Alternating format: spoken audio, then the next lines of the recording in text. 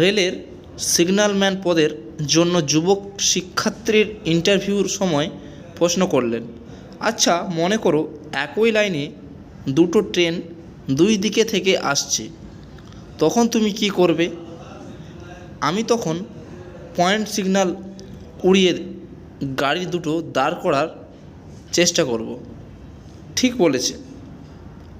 Station master বলে, কি মনে করো এমন কুয়াশা হয়েছে যাতে সিগন্যাল দেখাও যাচ্ছে না, তখন কি করবে?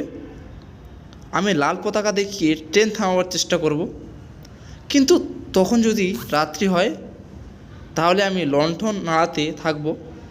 প্রথম প্রার্থী উত্তর দিয়ে যায়, কিন্তু ধরো তোমার লণ্ঠনে তখন তেল নেই।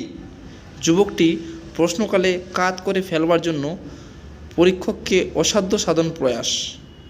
ধরো তোমার কাছে তখন দেশলাইও নেই, তাহলে আমি ছুটে গিয়ে আমার ছোট বোনটাকে ঘটনাস্থলে আনব। তোমার বোনকে কিসের জন্য?